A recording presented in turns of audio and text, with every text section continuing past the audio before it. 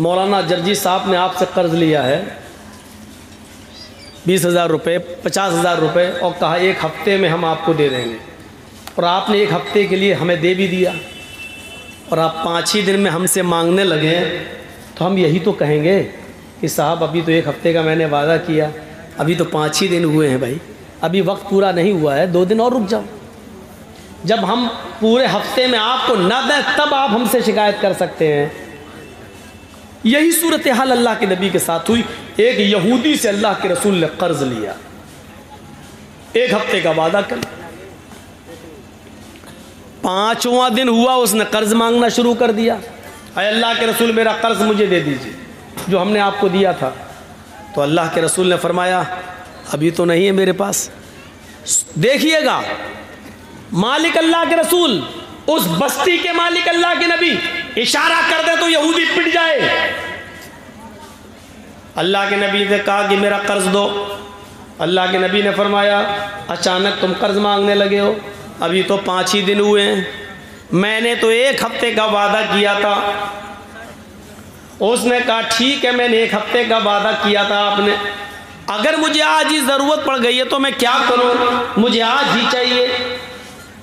अल्लाह के रसूल सल्लल्लाहु अलैहि वसल्लम फरमाते कि आज तो आनन फानन में कर नहीं पाऊंगा, इतनी जल्दी मेरे पास इंतज़ाम कैसे हो सकता है, तुमने तो अचानक मेरे सामने अपने कर्ज के लिए हाथ फैला दिया। उस यहूदी ने गुस्से में कहा अय मोहम्मद सल्लल्लाहु अलैहि वसल्लम, तो हम इसलिए कह रहे हैं कि नाम आ रहा है, उसने तो नहीं कहा अय मोहम्मद आपको आज ही मेरा कर्ज देना होगा। आपने कहा वो तो नहीं है, अभी 2 दिन बाकी है, मैं 2 दिन के अंदर अंदर तुम्हारा कर्ज वापस कर दूंगा इंशाअल्लाह। उसने कहा मुझे आज ही चाहिए, और अगर आप मेरा कर्ज नहीं देते हैं तो मैं इस जगह से तुम्हें जाने नहीं दूंगा, इस जगह से मैं तुम्हें उठने नहीं दूंगा। इमाम बैहकी अपनी सुनन के अंदर इस रिवायत को लाते हैं, सुनन बैहकी की रिवायत। अल्लाह के नबी कहते हैं फिर तुम्हारी मर्जी, अगर तुम मुझे इस जगह से जाने नहीं देते हो तो मैं इसी जगह बैठ जाता हूँ। अपने सर से अमामा उतारा और उसी जगह पर अल्लाह के नबी बैठ गए, बिछाया और बैठ गए। वो यहूदी भी बैठ गया।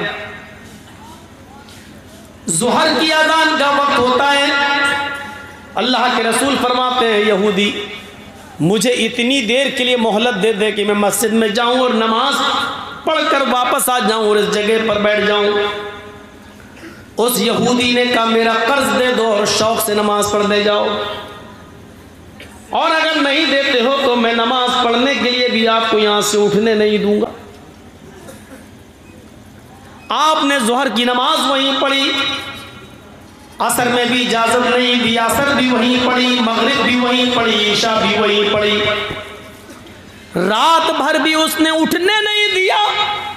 आपने पूरी रात वहीं गुजारी, फजर की अज़ान की आवाज आई, आपने फजर भी वहीं अदा की, सूरज निकलने तक आप वहीं रहे। जब सूरज निकल गया और काफी बुलंद हो गया तब वो यहूदी अल्लाह के नबी सल्लल्लाहु अलैहि वसल्लम के करीब आकर बैठता है और कहता है मोहम्मद सल्लल्लाहु अलैहि वसल्लम मैं आपसे कर्ज नहीं मांगना चाहता था, न मेरा इरादा था कि कर्ज मांगा जाए, बल्कि कल ही मैंने अपनी किताब तौरात को पढ़ा था, कल ही मैंने अपनी किताब तौरात को पढ़ा था।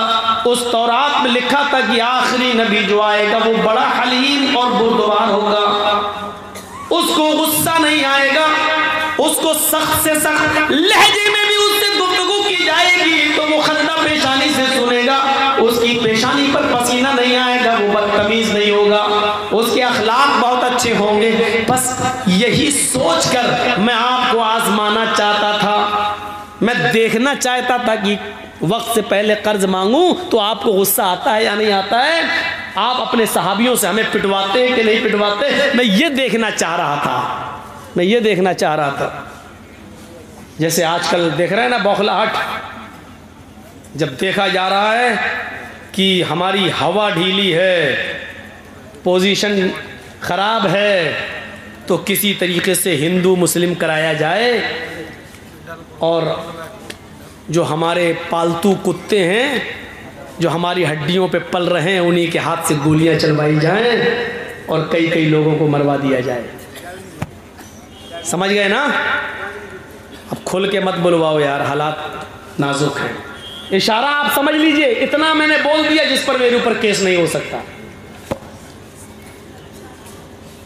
पालतू कुत्तों के जरिए जिनकी हड्डियों पर जो पल रहे हैं, उनके जरिए गोलियां चलवाकर हिंदू मुसलमान कराने की साजिश, क्योंकि हमारे पास कोई और रास्ता नहीं है इलेक्शन को जीतने का सिवाय हिंदू और मुस्लिम करने के। ये जितना ज्यादा इस्तेमाल किया जाए, देखिए हमारे उत्तर प्रदेश का हाल देखिए। होली बड़ी आराम से गुजर जाने दी, रंग बड़े आराम से फेंक जाने दिया, होली बड़े आराम से मनवा ली गई, और जैसे ही रमज़ान का महीना आया, आज ये ऑर्डर नाफिज कर दिया गया कि किसी भी धार्मिक स्थल पर 5 आदमी से ज़्यादा नमाज पढ़ने की अनुमति, इजाज़त नहीं होगी। और अल्लाह की कसम, मैं इल्मे गैब से वाकिफ नहीं, लेकिन मैंने उत्तर प्रदेश की एक तकरीर में कह दिया था कि होली तक लॉकडाउन में थोड़ी ढील मिल रही है, ये होली जैसे ही जाएगी सब पे शिकंजा कसा जाएगा और तीर बिल्कुल निशाने पर लगा। आज ये ऑर्डर नाफिज हो गया है उत्तर प्रदेश के अंदर। मेरा कल का प्रोग्राम होने वाला था दलकोला में, लेकिन कल ही फ़ोन कर दिया गया कि साहब परमिशन नहीं मिल रही है, कल का प्रोग्राम दलकोला का कैंसिल हो गया है। आप लोगों ने जिस हिसाब से भी किया, अल्लाह ताला आपके जलसे को कामयाब करे, मैनेज करके हिंदुस्तान में चलता। तो मेरे भाइयों, आज इतना करना था मुझे। इंसानियत यहाँ से सीखिए आप, जो इस्लाम पेश कर रहा है, इस्लाम पेश कर रहा है। अल्लाह के नबी सल्लल्लाहु अलैहि वसल्लम ने फजर भी वहीं पढ़ी, सूरज निकल गया तो वो यहूदी खुद आता और कहता कि अल्लाह के नबी सल्लल्लाहु अलैहि वसल्लम, मैं देखना चाहता था कि आपको गुस्सा तो नहीं आता है। तो अल्लाह के नबी सल्लल्लाहु अलैहि वसल्लम ने पूछा, कैफा वजदता नाती फी किताबिक, अपनी किताब के मुताबिक तुमने मेरी सिफत कैसी पाई, यानी तुमने अपनी किताब तौरात में जो पढ़ा था उसके मुताबिक मुझे कैसा पाया। उसने कहा, मेरी किताब में जैसे लिखा था उससे भी अच्छा, उससे भी आगे बढ़कर, उससे भी बढ़कर आपको मैंने बाखलाक पाया है। फिर अल्लाह के नबी सल्लल्लाहु अलैहि वसल्लम ने उससे पूछा, फिर तुझे कौन सी चीज रोक रही है इस्लाम कबूल करने से, यानी अपनी किताब के मुताबिक जब तूने मुझे वैसा पा लिया जैसी तेरी किताब में लिखा है, तो फिर तू इस्लाम कबूल क्यों नहीं करता? फिर कौन सी चीज माने, फिर कौन सी चीज तुझे रोक रही है इस्लाम कबूल करने से?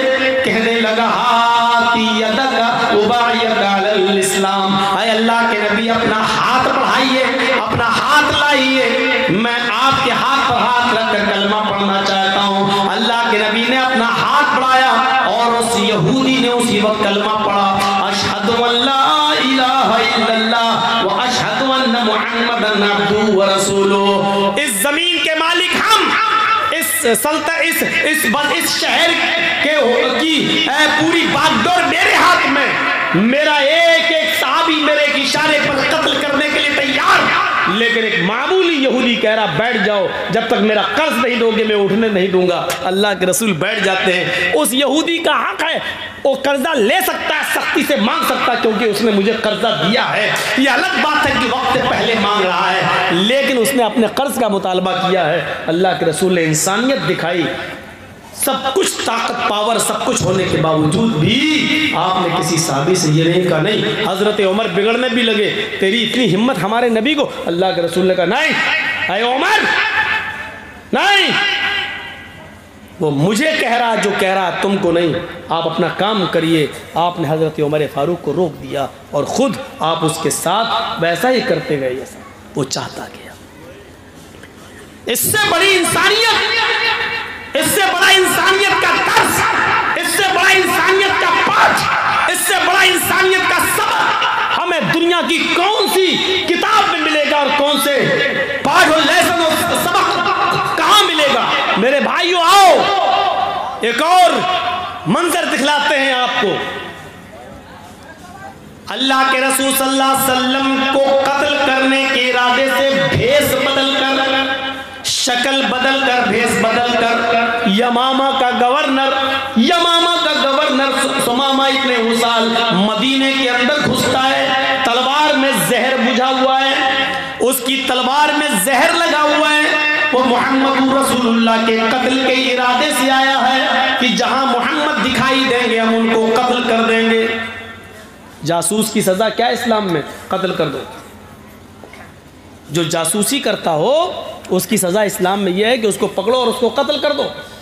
तो हजरत मोहम्मद रसूलुल्लाह के कत्ल के इरादे से आया। कौन? यमामा का गवर्नर। कौन है? यहूदी है। मदीने में घुस गया,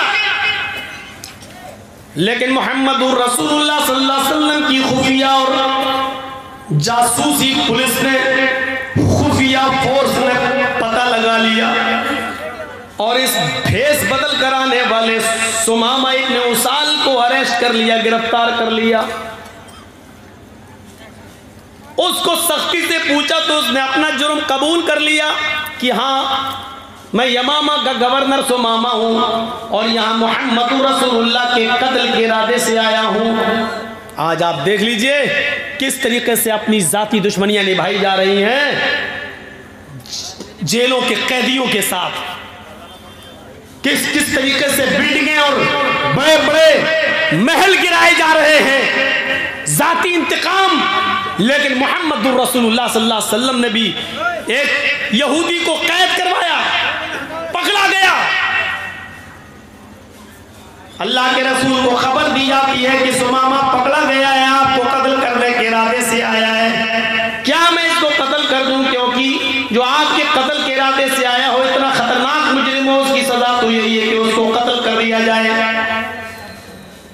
अल्लाह के नबी सल्लल्लाहु अलैहि वसल्लम ने फरमाया नहीं, उसको कत्ल न किया जाए। मैं आने वाला हूं मस्जिद के अंदर अभी, तब तक उसको मस्जिद नबवी के एक सुतून से, खंबे से उसको बांध दिया जाए। लकड़ी के सुतून थे, लकड़ी के, जैसे ये आपके यहाँ बल्लियाँ लगी हुई हैं ना, ऐसे ही मस्जिद नबवी के अंदर बल्लियाँ लगी हुई थी, लकड़ियों के सुतून, और उसके ऊपर खजूर के पत्तों की छत थी। लेंटर नहीं था, खजूर के पत्तों की छत। तो जो सबसे मोटा सुतून था, उस सुतून से लेकर ऐसे कमर से लेकर और दोनों हाथ लेकर ऐसे उसको पीछे से बांध दिया गया है सुमामा इब्ने उसाल।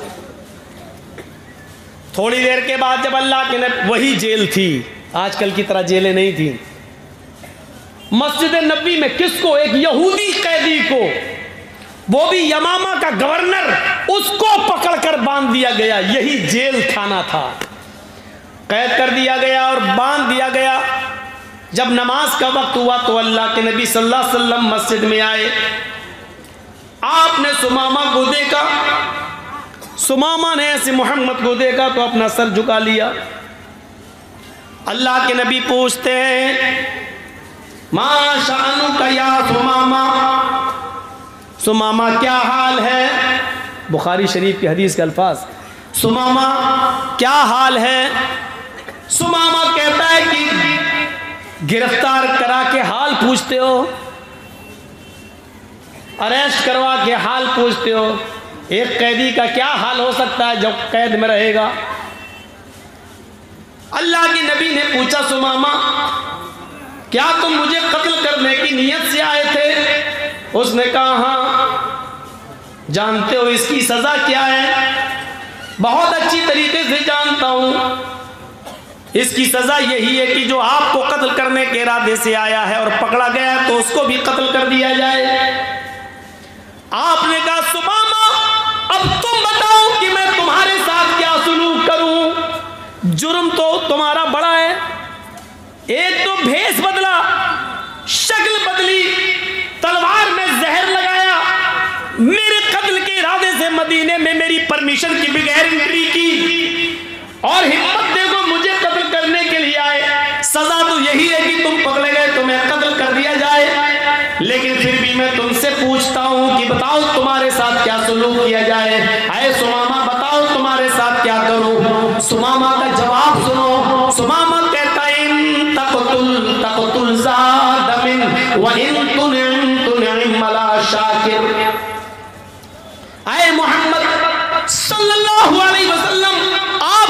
इख्तियार है, आप चाहें तो मुझे कत्ल कर सकते हैं, अगर आप कत्ल करेंगे तो आप मुजरिम नहीं होंगे।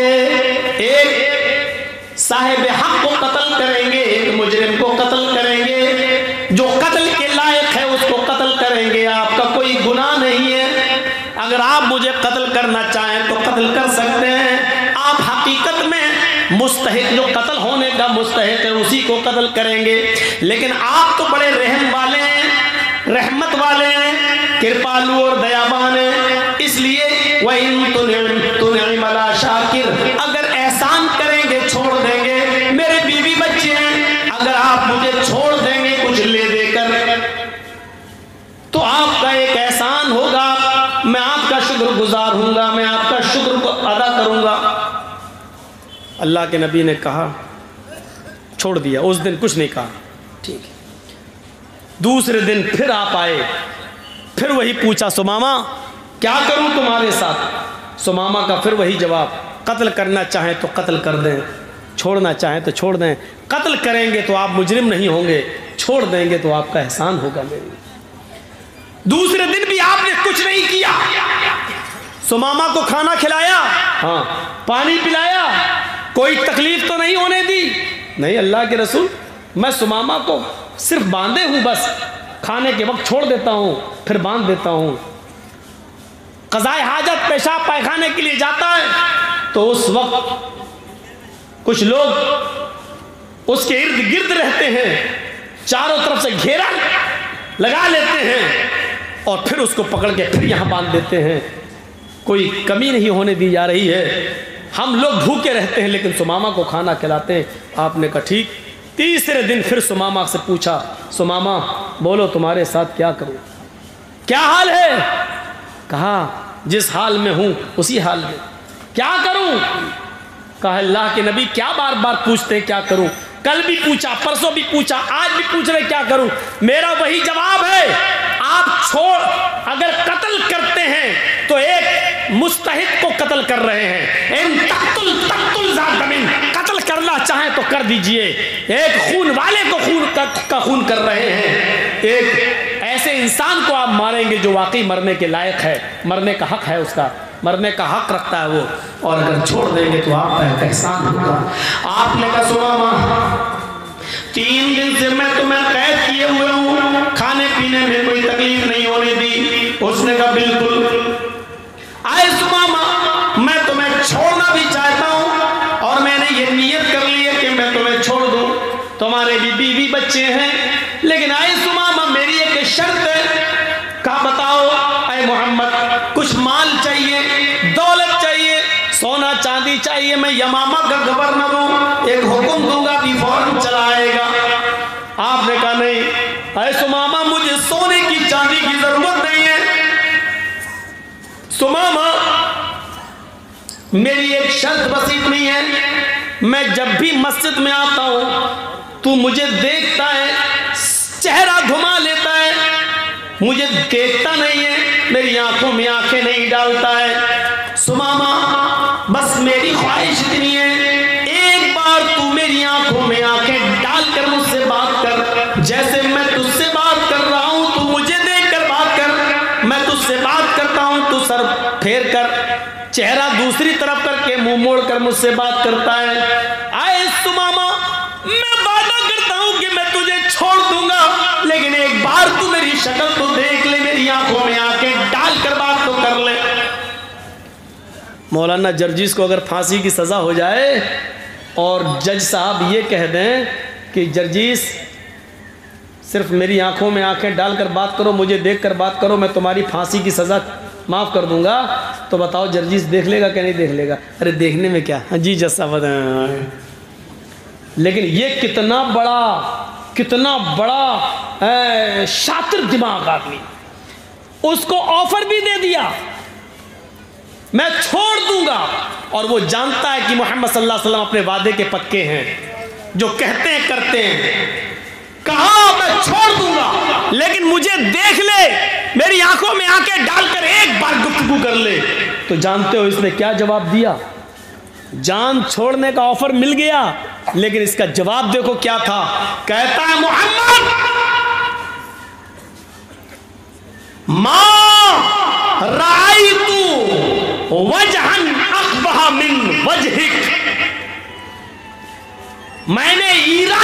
बादशाह देखा है, मैंने तुरान का बादशाह देखा है, मैंने मिस्र के बादशाह को देखा है, मैंने शाम के बादशाह को देखा है, मैंने इराक के बादशाह को देखा है, मैंने उर्दू के बादशाह को देखा है, मैंने अजरबैजान के बादशाह को देखा है।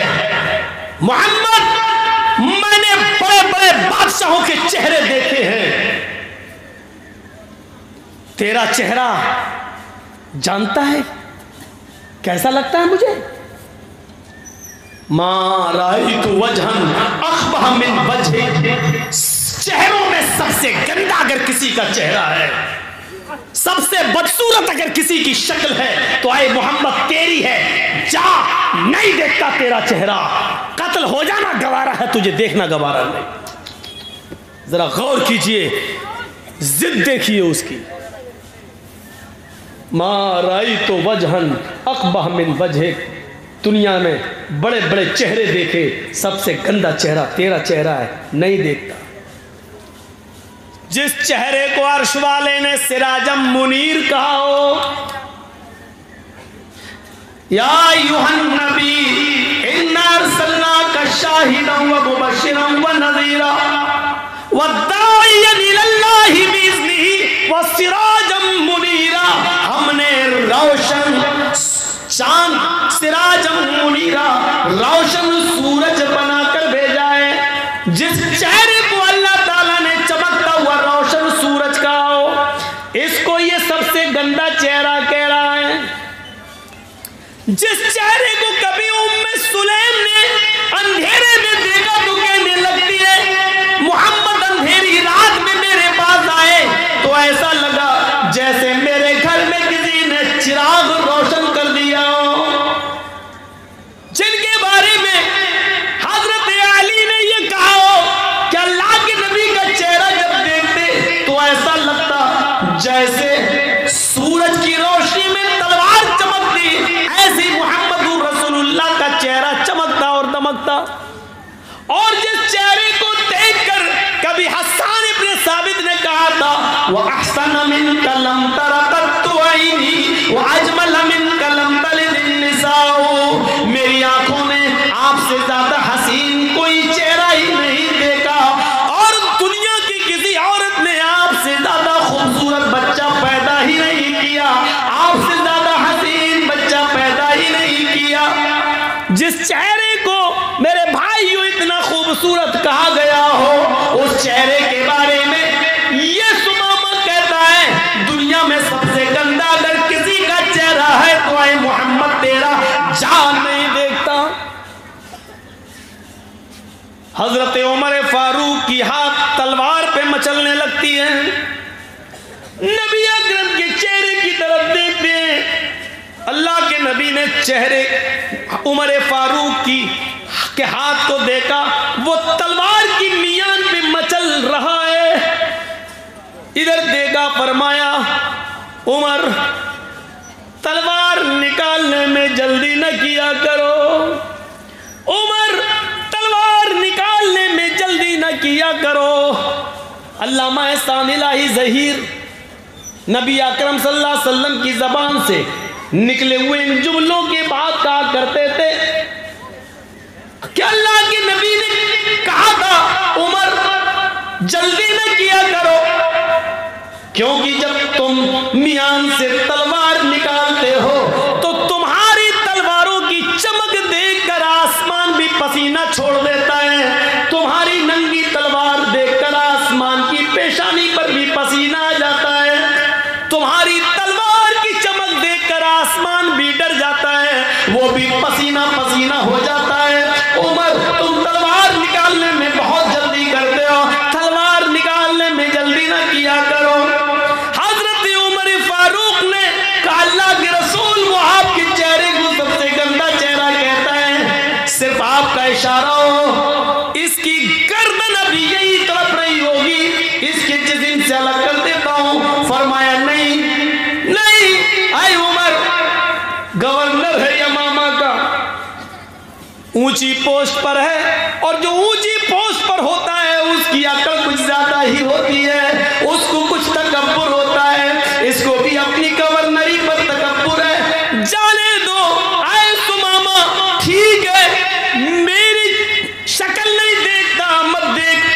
चेहरा नहीं देखता मत देख। अच्छा जा जरा मेरे कुछ सहाबियों के साथ इस मदीना को देख ले, इस बस्ती को देख ले, एक चक्कर लगा ले, देख यहाँ कैसा अमन बरस रहा है, कैसी शांति बरस रही है, कितना अमन का माहौल है। जरा जा और मेरी इस मदीने की बस्ती को देख ले। सुमामा पीछे सर करके कहता है, आए मोहम्मद न तुझे देखता हूं न तेरी बस्ती को देखना गवारा है। जिस तरह तेरा चेहरा सबसे गंदा, माराई वो बलदन नखबहमिन बलदिक, तेरी बस्ती भी सबसे गंदी बस्ती, तेरा शहर भी सबसे गंदा शहर।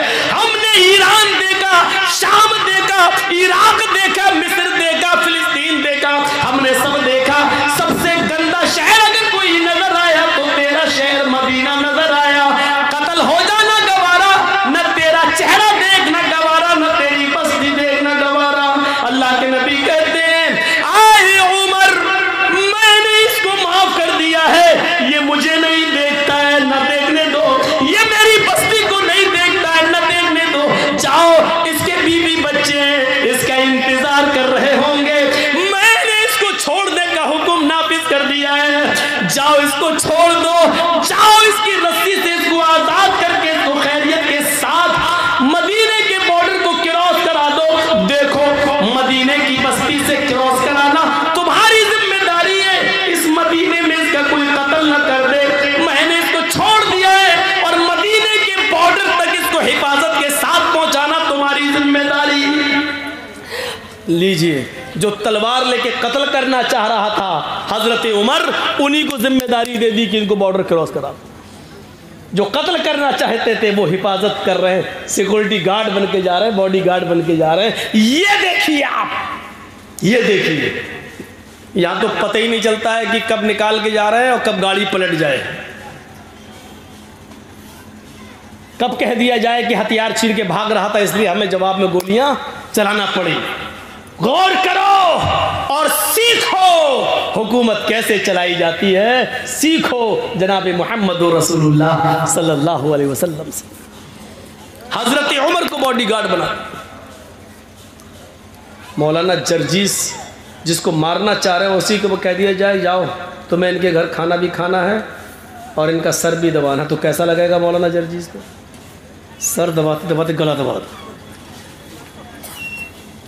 लेकिन नहीं, हजरत उमर ने सर नीचे कर लिया, क्योंकि ये हुक्म था जनाबे मोहम्मद रसूलुल्लाह सल्लल्लाहु अलैहि वसल्लम। लेके चलने लगे। सुमामा मस्जिद से बाहर निकला, मस्जिद नबी की चौखट से मुड़कर देखता है कि चलो देख ही लो उसका चेहरा, देखने में हर्ज क्या है, अब तो छोड़ ही दिया है, बहुत कह रहा था देख लो, इतना सब कुछ कहने के बाद भी छोड़ दिया। ऐसी ऐसी बातें सुनता था इनके बारे में, लेकिन इतना सब कुछ कहने के बाद छोड़ा। चाहे गया मस्जिद के दरवाजे से निकला, अल्लाह के रसूल उसको मस्जिद के दरवाजे तक छोड़ दिया है, दुश्मन को छोड़ दिया, जो कत्ल करने आया था मोहम्मद रसूलुल्लाह का उसको छोड़ने के लिए। और सीखो, उसको नहीं मालूम कि पीछे पीछे अल्लाह के रसूल आ रहे हैं। दरवाजे पे गया, पीछे मुड़ के देखता है कि देख लूं। जैसे उसने पीछे मुड़ के देखा, सामने मोहम्मद रसूलुल्लाह खड़े हैं।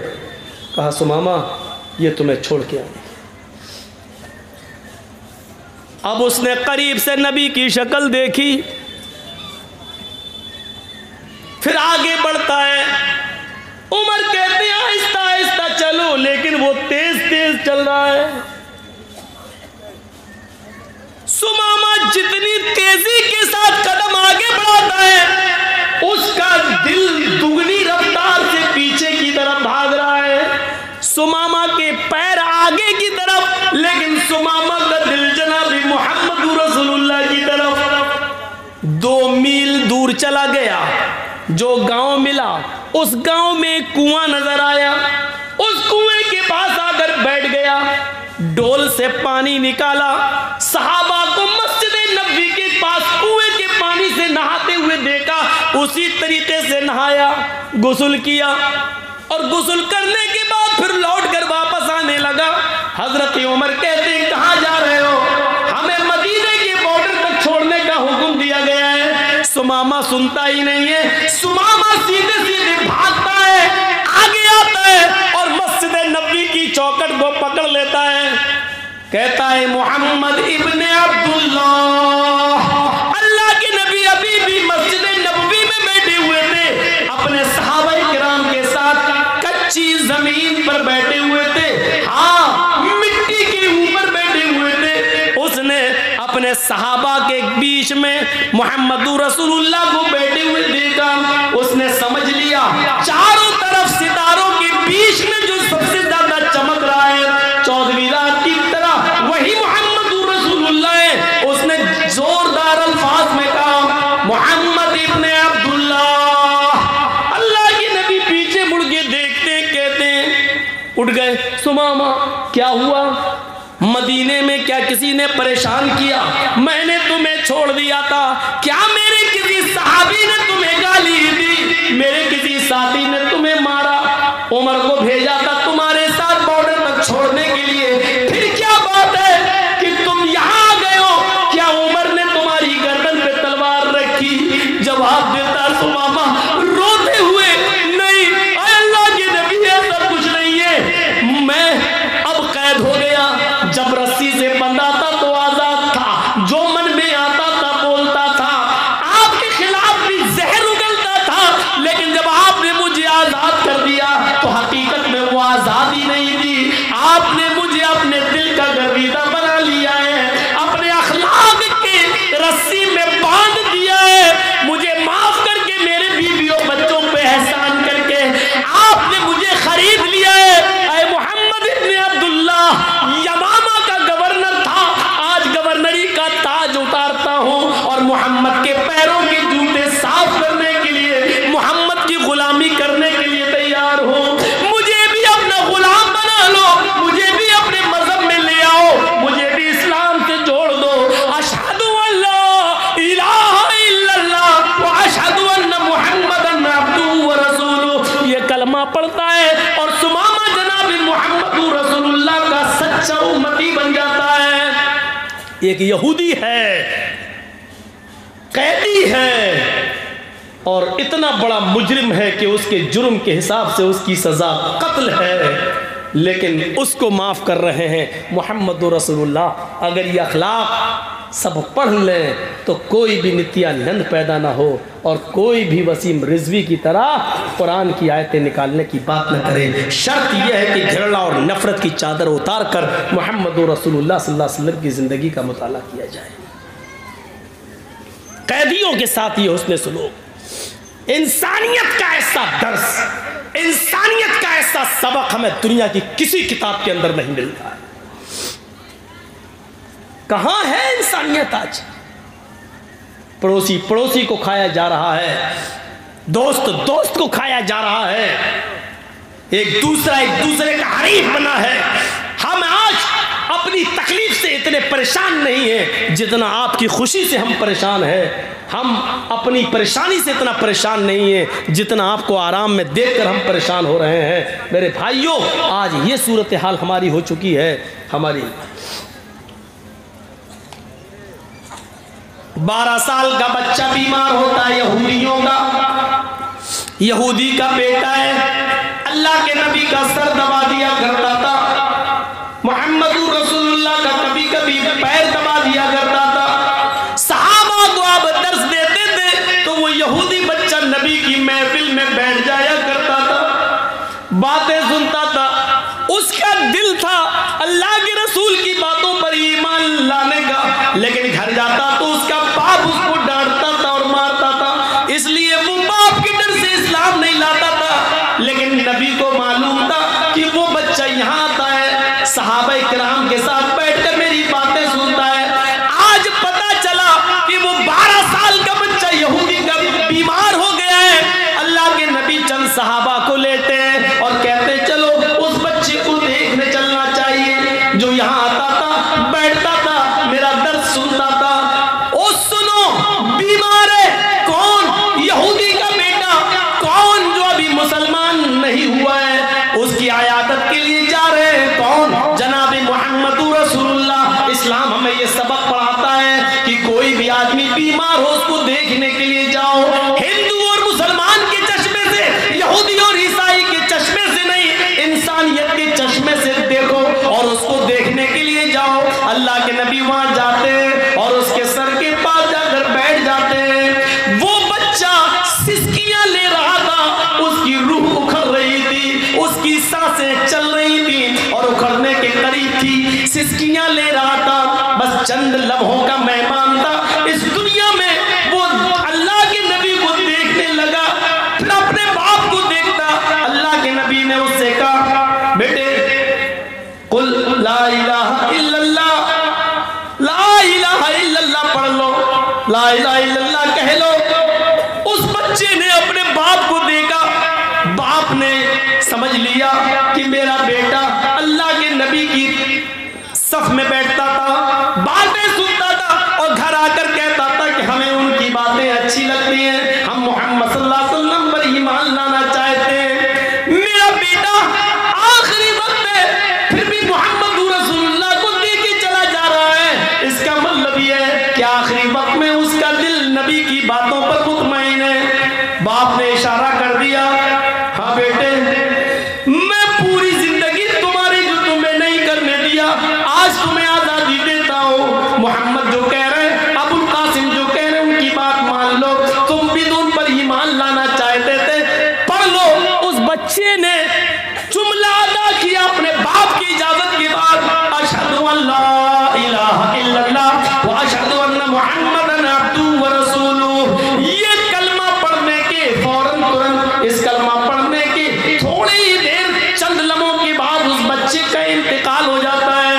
अल्लाह के नबी की आंखों में आंसू आते हैं और खड़े हो जाते हैं उसके बिस्तर से और कहते हैं अल्हम्दुलिल्लाहिल्लज़ी अनक़ज़हु मिनन नार।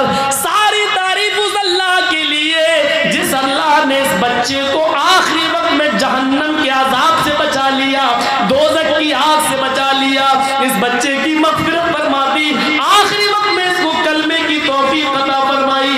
अल्लाह ने इस बच्चे पर रहम किया। सारी तारीफ उस अल्लाह के लिए है। गौर करो, इंसानियत का ऐसा सबक कि 12 साल के बच्चे तक को देखने के लिए पहुंच जाए।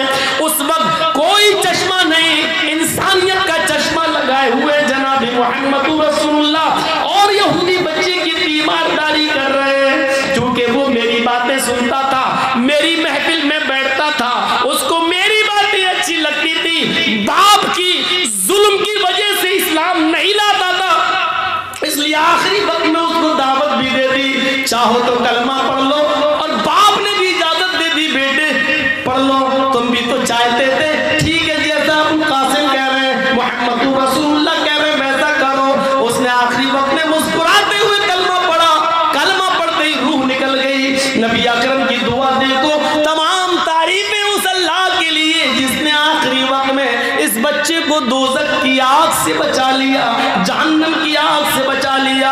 ये इंसानियत का सबक है। खुद अल्लाह के नबी अपने चंद सहाबा के दरमियान बैठे हुए हैं, अपने चंद साथियों के दरमियान बैठे हुए हैं। यहूदी का एक जनाजा आया, यहूदी का जनाजा आ रहा है। जनाजा जैसे ही करीब आया, अल्लाह के नबी खड़े हो गए, अल्लाह के नबी खड़े हो गए और उस जनाजे के साथ चंद कदम चल दिए। सहाबा किराम ने देखा, अल्लाह के नबी खड़े हो गए। जनाजा जब आगे गुजर गया तो सहाबा ने कहा, अल्लाह के रसूल, एक यहूदी का जनाजा देखकर आप खड़े हो गए। यहूदी, वो यहूदी जिसकी मुखालिफत आप करते हैं, वो यहूदियत जिसके बारे में अल्लाह के आप फरमाते हैं कि मुझे यहूदियों की मुखालिफत करने के लिए भेजा गया। खालिफुल यहूद, यहूदियों की मुखालिफत करो। वो यहूदियत जिसके बारे में आप कहते हैं कि बनी इस्राइल मुहर्रम का एक रोजा रखते हैं, तुम 2 रोजे रखो। यहूदी मुहर्रम का एक रोजा रखते हैं, तुम 2 रोजे रखो। वो बनी इस्राइल, वो यहूदी कि जिनके पैजामे टखनों से नीचे, जिनकी लुंगियां टखनों से नीचे होती, आपने कहा यहूदियों की मुखालिफत करो। वो टखनों से नीचे पैजामा लुंगी पहनते, तुम टखनों से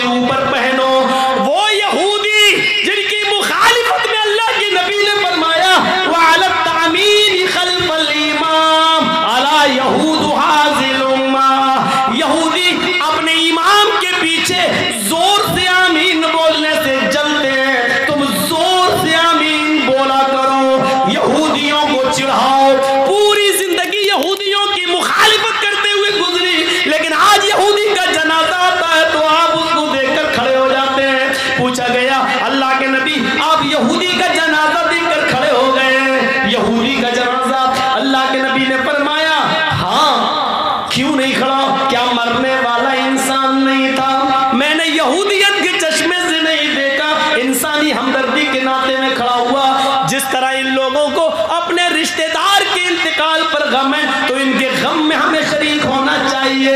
ये इंसानियत की तालीम दी थी जनाबी मोहम्मद रसूलुल्लाह ने। ये वाक़या बता रहा है, यहूदी हो या हिंदू हो, सिख हो या ईसाई, आप उसके जनाजे को देखकर खड़े हो सकते हैं, चंद कदम चल भी सकते हैं। यहाँ तक कि अगर वो कहीं दफन होते हैं या शमशान घाट में जाते हैं, जलाए जाते हैं, हमदर्दी में इंसानियत के नाते से अगर आप वहां जाना चाहें तो उधर भी जा सकते हैं, उधर भी जा सकते हैं। शर्त यह है कि लकड़ी वगैरह या जलाने का काम आप अपने हाथ से नहीं करेंगे, उनके गम में शरीक होने के लिए आप वहां तक जा सकते हैं। ये इजाजत दी है इस्लाम ने, शरीयत ने। तो मेरे प्यारे साथियों, इंसानियत का ये सबक में कहाँ मिलेगा, इंसानियत का ऐसा पाठ में कहाँ मिलेगा?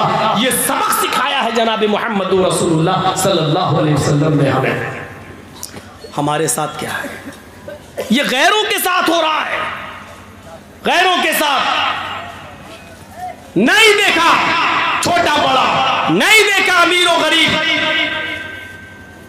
इसीलिए कुरान करीम ने यहां तक कह दिया, वला यजरिमन्नकुम शनआनु कौमिन अला अल्ला तादिलू इअदिलू हुवा अक़रबु लित्तक़वा।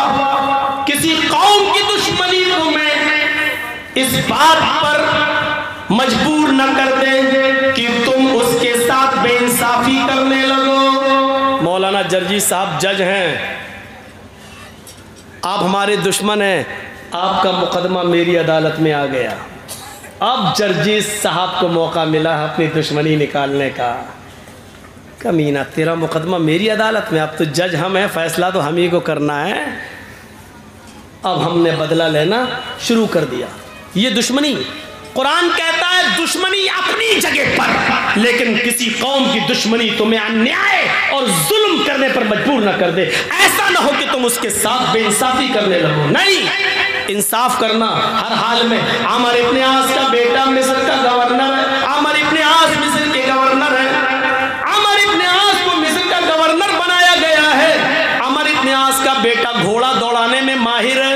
एक यहूदी बच्चा, यहूदी का बेटा, यहूदी का बच्चा, यहूदी का बच्चा कहता है तो ये क्या हो रहा है भाई? तो उसको इतनी दूर से बजाने की क्या जरूरत है भाई? हाँ तो निकल रही, निकल जाएगी, बजा दे।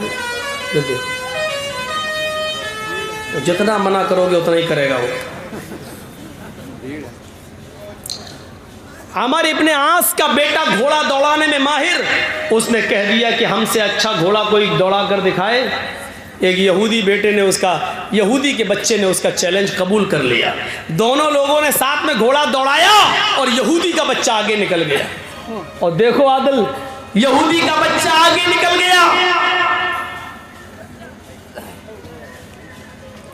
अमर इब्न आस के बेटे को गुस्सा आया, मुझसे आगे कैसे निकल गया? मैं अमर इब्न आस का बेटा हूँ और मुझे को हरा दिया इसने। घोड़े से उतरा और उस यहूदी बच्चे के एक दिया चेहरे पे थप्पड़, बेचारा हिल गया। उसने कहा कि देखो आपने मुझे अकारण मारा है, बिला वजह मारा है, आपने मुझे फालतू में फजूल मार दिया है और मैं इसकी शिकायत लेकर अमर इब्न आस के पास जाऊंगा। उस यहूदी बच्चे को ये नहीं मालूम कि ये अमर इब्न आस का बेटा है। मैं तुम्हारी शिकायत हाई कमान तक लेके जाऊंगा, अलग कमान तक लेके जाऊंगा, अमर इब्न आस के पास लेकर जाऊंगा। अमर इब्न आस का बेटा मुस्कुराते हुए कहता, जा जा। किसके पास जाएगा? गवर्नर के पास। जाओ, मेरा कुछ नहीं होगा, मेरा कोई कुछ नहीं कर सकता। तू जिस गवर्नर के पास जाएगा वो मेरा बाप है, मैं अमर इब्न आस का बेटा हूँ, मेरा कोई कुछ नहीं करेगा। बस इतना सा जुमला अमर इब्न आस के बेटे की ज़बान से निकल गया। यहूदी का बच्चा कांप गया, कहता अच्छा ये उनके बेटे हैं। लोगों ने बताया, यहूदियों ने, अरे छोड़ो यार, अमर इब्न आस का बेटा, तुम कहाँ जाओगे? कोई बाप अपने बेटे को थप्पड़ मारेगा, सजा देगा, छोड़िए। उसने फिर हिम्मत नहीं हुई और खामोश हो गया। एक महीने के बाद अचानक हजरत उमर मिस्र पहुंचते हैं। होता ऐसा, हजरत उमर फारूक हर शहर जाते थे और शहर के लोगों से पूछते थे कि तुम्हारे शहर का गवर्नर ठीक काम कर रहा है कि नहीं कर रहा है, अगर कोई शिकायत हो तो बताओ तो हम उसकी नकेल कसें, पूछते थे। तो मिस्र पहुंचते हैं और मिस्र के लोगों को इकट्ठा करते हैं और हजरत उमर फारूक ने मिस्र के लोगों से पूछा, हमने जो तुम्हारे ऊपर अमीर बनाया है, गवर्नर मुतय्यन किया हमारे प्रयास, क्या वो इंसाफ, क्या वो सही है, ठीक है, कोई शिकायत तो नहीं है आपको उनसे? पूरे मिस्र के लोगों ने कहा नहीं नहीं, अमीरुल मोमिनीन अमर इब्न आस बहुत अच्छे आदमी हैं, बहुत नेक हैं और हमारा बहुत ख्याल रखते हैं, हर चीज उनकी बिल्कुल ठीक है, मुझे उनसे कोई शिकायत नहीं। वो यहूदी बच्चा भी उसी महफिल में बैठा हुआ था, कहता अमीरुल मोमिनीन मुझे शिकायत है। हजरत उमर फारूक ने देखा कि वो लड़का छोटा सा बच्चा है, उसको बुलाए जरा, बेटे किससे शिकायत है? करीब आया, थोड़ा सा डर रहा था। हजरत उमर फारूक अपनी कुर्सी छोड़ते हैं, अपनी चटाई छोड़ते हैं और उसके पास जाते हैं, उसको अपनी गोद में उठाते हैं और अपनी रान पर उसको बिठा के कहते हैं, बेटे डरने की जरूरत नहीं है, तुम्हारा धर्म यहूदी हो, मजहब यहूदी ईसाई कुछ भी हो, मुझे इससे मतलब नहीं है, तुम्हें डरने की जरूरत नहीं है, बिल्कुल सच सच बताओ क्या है, तुम्हें शिकायत किससे है? अमीरुल मोमिनीन, 1 महीना पहले ये गवर्नर साहब का बेटा, हमारे इब्न आस का बेटा, कहने लगा कि कोई है जो मुझसे अच्छा घोड़ा दौड़ाए, और घोड़ा दौड़ाने में मुझसे आगे निकले। मैंने कहा कि आगे निकले या पीछे ये तो अलग बात है, लेकिन मैं मुकाबला करने के लिए तैयार हूं। अमीरुल मोमिनीन, मैंने अमर इब्न आस के बेटे के साथ घोड़दौड़ में मुकाबला किया, मेरा घोड़ा आगे निकल गया, ये हार गए। इन्होंने गुस्से में आकर मेरे जोरदार थप्पड़ मार दिया, मेरी 5 उंगलियां चेहरे पे छप गई। जब मैंने कहा कि मैं मिस्र के गवर्नर हमारे इब्न आस के इसकी शिकायत करूंगा, आला कमान बन जाऊंगा, तो इन्होंने हंसते हुए कहा, इनके बेटे ने, कि मेरा कोई कुछ नहीं कर पाएगा, जहां तुम जा रहे हो इस शहर का गवर्नर हमारे इब्न आस मेरा बाप है, मैं हमारे इब्न आस का बेटा हूं, मेरा कोई कुछ नहीं कर पाएगा। इतना कहना था, यहूदी बच्चा कहकर चुप हुआ।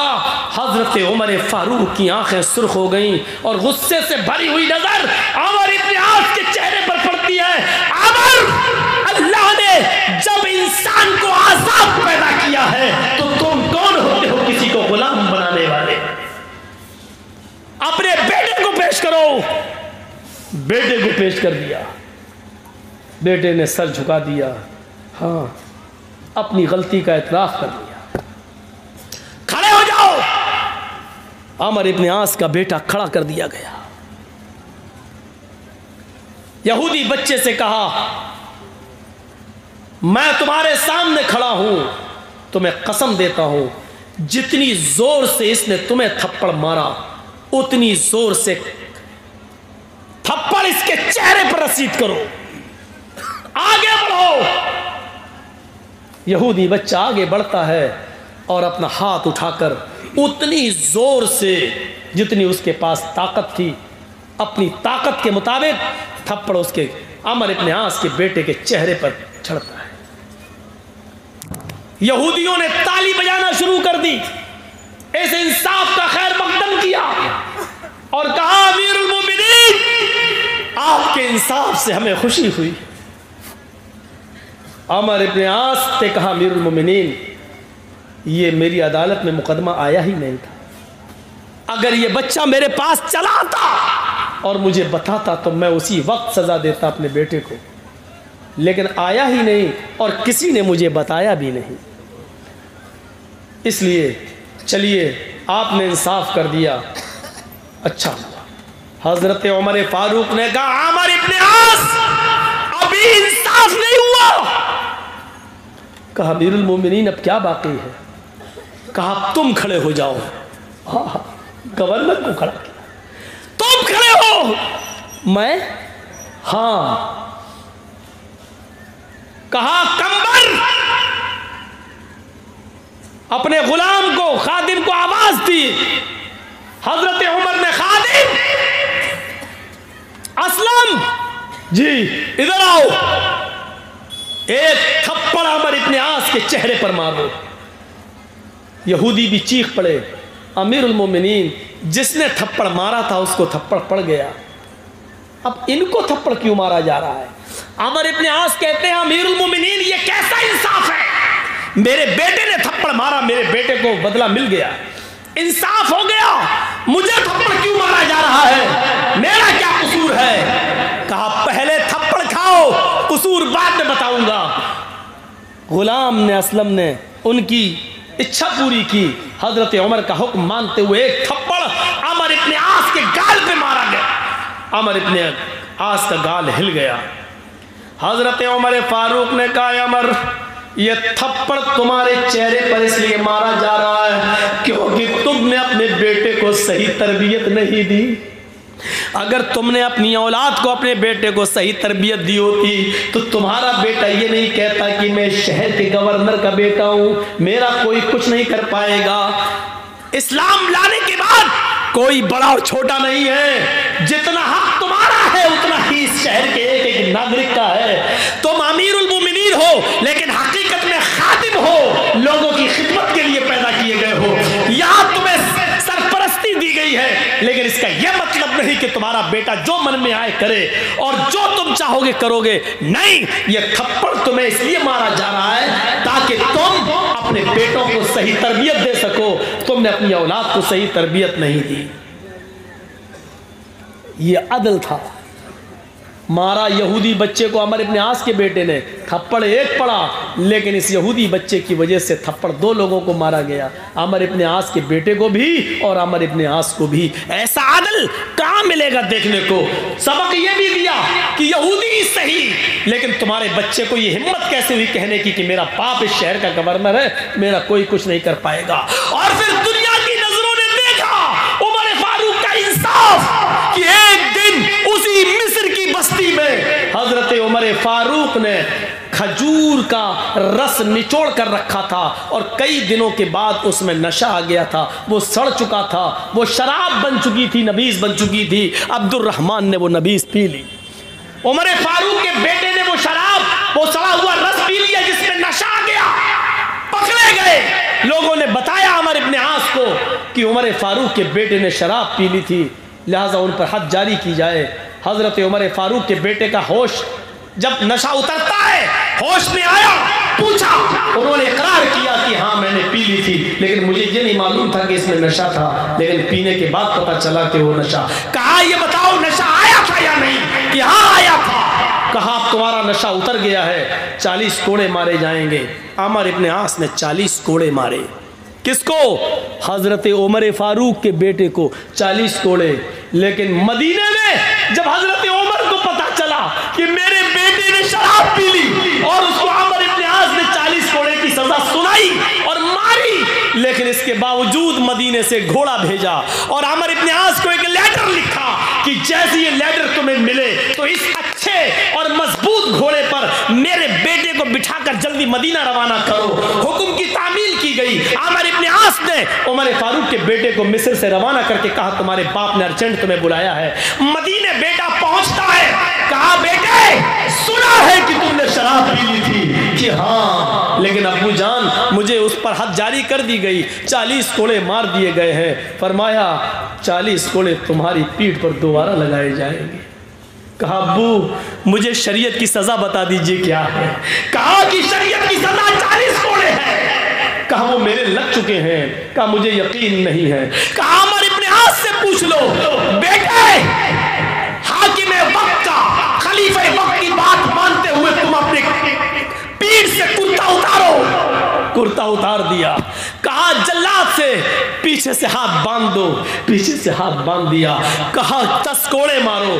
10 कोड़े मारने के बाद कहा तुम थक गए, हटो। दूसरे जल्लाद से कहा तुम 10 मारो। कहा तुम थक गए, हटो, तुम अब मजबूत कोड़े नहीं लगा पाओगे। तीसरे से कहा 10 मारो। चौथे से कहा 10 मारो। 10-10 कोड़े 4 जल्लादों ने मारकर 40 कोड़े पूरे किए। लोगों ने कहा अमीरुल मोमिनीन रो भी रहे बेटे की मोहब्बत में आप और कोड़े भी मार रहे हैं। फरमाया कि आप मैंने अपने बेटे के साथ इंसाफ किया है। कहा नहीं अमीरुल मोमिनीन आपने इंसाफ नहीं जुल्म किया है।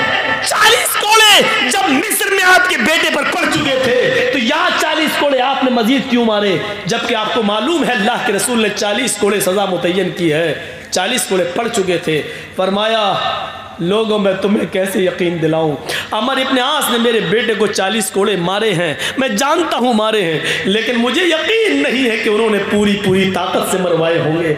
मुझे यकीन है कि अमर इब्न आस ने मेरे बेटे को हल्के कोड़े पड़वाए होंगे, क्योंकि मेरा बेटा था, उन्होंने सोचा होगा कि ये उमर फारूक का बेटा है, अमीरुल मोमिनीन का बेटा है, मेरे बेटे के साथ कोड़े पड़ने में रियायत बरती गई होगी क्योंकि ये उमर का बेटा है, इसलिए मेरे बेटे को मजबूत कोड़े नहीं मारे गए होंगे, इसलिए मजबूत कोड़े मैंने यहाँ लगवाए हैं ताकि मैं अल्लाह के सामने कल क़यामत के दिन कह सकूं कि मैंने अपने बेटे के साथ भी सच्चा इंसाफ किया है। मेरे भाइयों अदल और इंसाफ का हीरो ऐसे ही नहीं कहा था, महात्मा गांधी ने कहा था इस देश के अंदर अगर खून खराबा बंद करना चाहते हो, अमन और शांति पैदा करना चाहते हो तो उमर फारूक का अदल और इंसाफ कायम कर दो, देश में अमन और शांति पैदा हो जाएगी। मेरे प्यारे साथियों ये चीजें थी हजरत उमर फारूक के पास, इसलिए कुरान ने कहा वला यजरिमन्नकुम शनानु कौमिन अला अल्ला तादिलू, किसी कौम की दुश्मनी तुम्हें मजबूर न कर दे कि उसके साथ तुम बेइंसाफी करने लगो, हर हाल में इंसाफ करना यही तक़वे के ज़्यादा करीब है। मैंने 2 घंटे आपके सामने खिताब किया है। मेरे भाइयों अदल इंसाफ इंसानियत पर मबनी इस तकरीर को ये पैसेज देने की कोशिश की है कि इंसानियत का सबसे बड़ा आलम बरदार अगर कोई मजहब है तो वो इस्लाम है। आओ इस्लाम की शिक्षा की तरफ हम अल्लाह ताला से दुआ करते हैं कि बारे इलाह हमारी खताओं को माफ़ फरमा दे, हमारे गुनाहों को बख्श दे, हम जमीअ मुसलमानों पर रहम फरमा। बारे इलाह हम तुझसे ये भी दुआ करते हैं कि जब तक तो हमें जिंदा रख, इस्लाम पर जिंदा रखना, और जब हमारा खात्मा हो तो ईमान पर हमारा खात्मा फरमाना। वमा अलैना इल्लल बलागुल मुबीन व आखिरु दावाना अनिल हम्दुलिल्लाहि रब्बिल आलमीन। अस्सलामु अलैकुम व रहमतुल्लाहि व बरकातुहू।